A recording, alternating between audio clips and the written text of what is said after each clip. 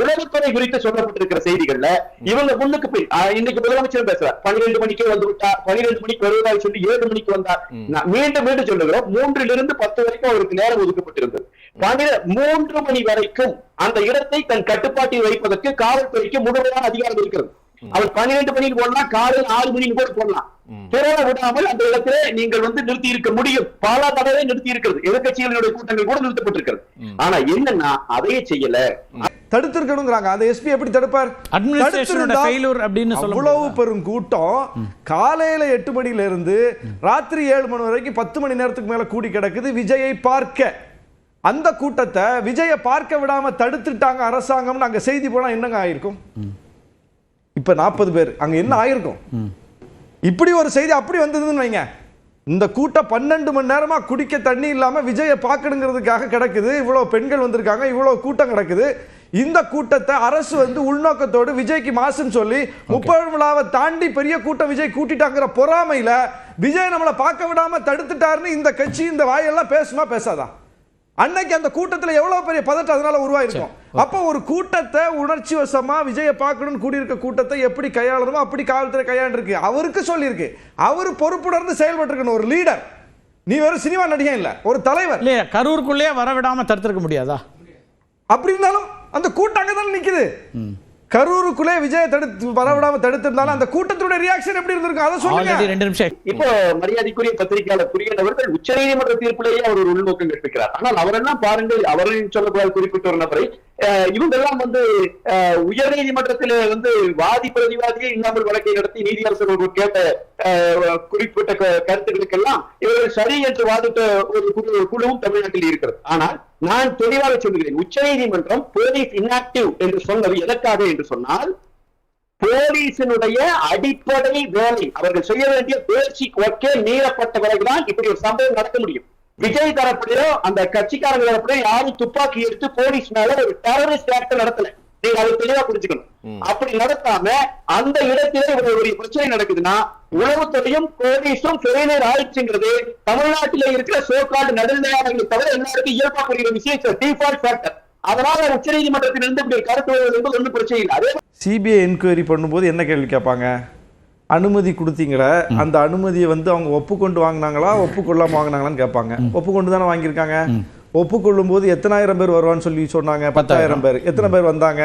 இது அரசு கூட்டு வந்து சேர்த்த கூட்டமா இல்ல தாவைக்கா 10,000 பேர் சொல்லி 20,000 30,000 தாவைக்கா கொண்டு வந்த கூட்டமா? அப்ப அதுக்கு யார் பொறுப்பு?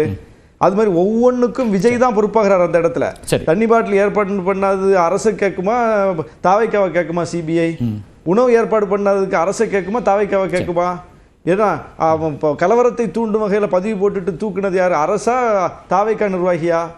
எதை எடுத்தாலும் கேள்வி தாவைக்காவை நோக்கி தான் இருக்கு. அதுல முதலமைச்சர் பேசிய அந்த பேச்சினை கவனிங்க. அந்த செருப்பு வீசின விஷயம் தான் இந்த பிரச்சனையில சூழ்ச்சியாக பேசப்படுகிறது.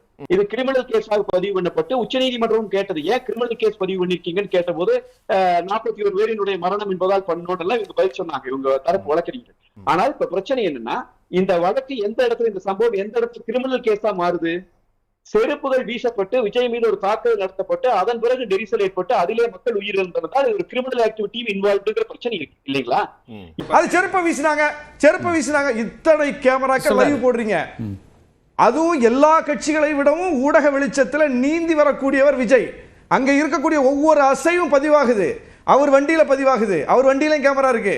ஊடகத்தினுடைய வெளிச்சத்தில் இருக்கிறாரு. எல்லா கேமராவும் லைவ் போட்டீங்களா? எல்லா டிவியும் செருப்பு வீசினது யாருன்னு ஏங்க இன்னைக்கு வரைக்கும் அதுல கான்ஸ்பிரன்சி இருக்கு. உள்ள புகுந்துதான் வீசிட்டாங்க அப்படின்னா ஆதாரத்தை கொடுங்க. ஆனா ஆதாரம் வந்துச்சா இல்லையா? அங்க செத்து மடிஞ்சுக்கிட்டு கிடக்குறாங்க. அவர் பேசிக்கிட்டு இருக்கிறாரு. கவனத்தை ஈர்ப்பதற்காக இங்க ஒரு கேள்வி எதிர்க்கட்சி தலைவர் என்னெல்லாம் கையில கிடைக்குதோ அதெல்லாம் தூக்கி வீசுறாங்க. அந்த இடத்தை மறுத்திருக்கலாமேங்கிற என்ன சொல்றேன்? தன்னை பாதுகாப்பதற்காக விஜய் என்ன பண்ணாரு? தன் தொண்டனையே தூக்கி கீழே வீசினார், உயிரோட வீசினார். சரியா? அவர் வேற யாரோ இல்ல, அவருடைய அவருக்கு பவுன்ஸ். தன்னை பாதுகாப்பதற்காக தன் உயிர் போற நேரத்தில் விஜய் கவனத்தை இருக்க ஒரு செருப்பை வீச மாட்டானா கீழே இருந்து மேல? அவர் மேல இருந்து உயிரே வீசுறாருங்க. அவரை பாதுகாக்கிறதுக்காக ஒரு உயிர் வீசப்படுகிறது கீழே.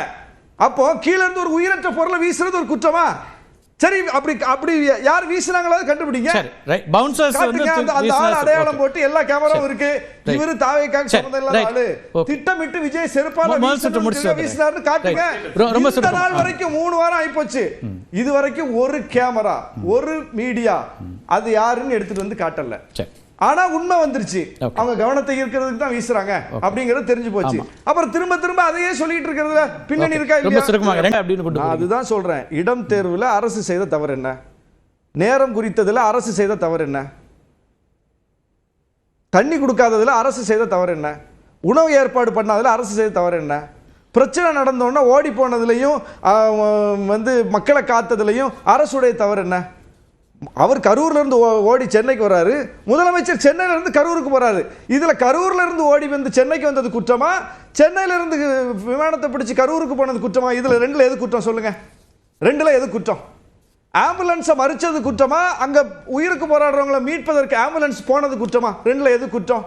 தண்ணீர் பாட்டில் ஏற்பாடு செய்யாதது குற்றமா, தண்ணீர் பாட்டில் கொண்டு போய் ராத்திரி ஆனாலும் கொண்டு கொடுத்தது குற்றமா? ரெண்டுல எது குற்றம்? மருத்துவமனையில் பாதிக்கப்பட்டு கிடந்தவங்களை பாதுகாக்காம அவங்கள மீட்காம ஓடி போனது குற்றமா, உடனே ஓடி போய் மருத்துவமனையில் நின்று பாதுகாத்தது குற்றமா? எது குற்றம்? செந்தில் பாலாஜி போனதை கேள்வி கேட்கறீங்களே. அதிமுக விஜயபாஸ்கர் தானே போனாரு, அதே யாரும் கேள்வி கேட்க மாட்டீங்க. உடனே எப்படி விஜயபாஸ்கர் வந்தாருன்னு ஏன் கேள்வி கேட்கல? அப்ப அந்த கேள்வியில இருக்கிற உள்நோக்கத்தை பார்க்க வேண்டியிருக்குல்ல. நீங்க ஒவ்வொன்றையும் பாருங்க. வதந்தி பரப்புனது குற்றமா? இப்படிலாம் வதந்தி பரப்பாதீங்க, இதுதான் உண்மைன்னு விளக்கம் சொன்னது குற்றமா? எது குற்றம்? எது குற்றம்? அரசு செய்த குற்றம் என்ன? தயவு செய்து சொல்லுங்க. மிக தவறான வேலை முதலமைச்சர் செய்திருக்கிற வேலையாக நாங்கள் பார்ப்பது, இதை இந்த பிரச்சனை 41 உயிர்கள் போயிருக்கிறது, இது குறித்து ஒரு அரசு விளக்கம் கொடுக்க வேண்டும் என்று நாங்கள் கேட்கிற போது, கூட்டணிக்காக நீங்கள் செய்கிறீர்களா என்று எங்கள் செயல்பாட்டிலே ஜனநாயக ரீதியாக அண்ணா திராவிட முன்னேற்ற கழகம் செய்கிற இந்த செயல்பாட்டின் மீது ஒரு உள்நோக்கம் கற்பித்து சட்டமன்றத்திலே பேசுகிற பேச்சு இருக்கிறதே, இது சட்டமன்றத்திலேயே இன்றைக்கு நடந்தது. தமிழ்நாட்டின் வரலாற்றில், தமிழ்நாட்டின் சட்டமன்ற வரலாற்றில் ஒரு கருப்பு தினம், இது ஒரு கரும்புள்ளி. இதுதான் இன்னைக்கு கூட மாண்புமிகு அமைச்சர்கள் இன்னைக்கு சட்டமன்றத்தில் சொன்னது என்னன்னா, இந்த கூட்டம் என்பது பேச்சை கேட்க வந்த கூட்டம் இல்ல, இவரை பார்க்க வந்த கூட்டம். அப்படின்னா இவர் பொறுப்புமிக்க ஒரு தலைவராக இருப்பார் என்று சொல்லுமே. ஆனால் நம்மளை பார்க்க வந்திருக்காங்க, லைட் ஆஃப் பண்ணிட்டு உள்ள உட்காந்துக்க மாட்டார். இதை ஏன் எதிர்கட்சி தலைவர் பேசல? திமுகவுக்கு எதிராக ஒரு விஷயத்தை கையாளுவதற்கு விஜயை பிடிச்சி இழுத்து வச்சு பண்ணிட்டு இருக்காங்க. இன்னைக்கு அனைத்து இந்திய அண்ணா திராவிட முன்னேற்ற ஏடிஎம்கே ஸ்டாண்ட் என்னவா இருக்கணும்? இன்னைக்கு ஏடிஎம்கே பேசணும்னா என்ன பேசுறீங்கன்னா, கவர்மெண்ட் இதுல ஃபெயிலியர் ஆயிருக்கு, இந்த கட்சி இதை ஃபெயிலியர் ஆயிருக்கு, நீங்க ஏன் இவரை அரெஸ்ட் பண்ணலன்னு கேட்டிருக்கணும். அந்த தைரியமே இல்ல. அவர் மேல எஃப்ஐஆர் இல்ல. இல்ல யார் மேல எஃப்ஐஆர் இல்ல? விஜய் மேல இல்ல. எஃப்ஐஆர் இல்லன்னு எஃப்ஐஆர் போடணும்னு அவசியம் இல்ல. இப்ப கூட போடலாம். எஃப்ஐஆர் போடணும்னு அவசியம் இல்ல. இப்ப கூட போடலாம். இதெல்லாம் பேசணும். அதை விட்டுட்டு சார் எங்க பொலிட்டிக்கல் ஆஸ்பிரேஷன்ஸ் இங்க இருக்குன்னா, சார் என் கொடி பறக்கும் போது அதை பார்த்து வெற்றி கொடி பறக்குதுன்னு சொன்னா நான் உண்மையான கட்சிக்காரன். இன்னொருத்தவன் கொடியை இன்னொருத்தருடைய கொடியை பறக்கிறத பார்த்துட்டு அங்க பார் வெற்றி கொடி பறக்குதுன்னா வெக்கமா இல்ல? அப்படிதான் மக்கள் கேட்பாங்க.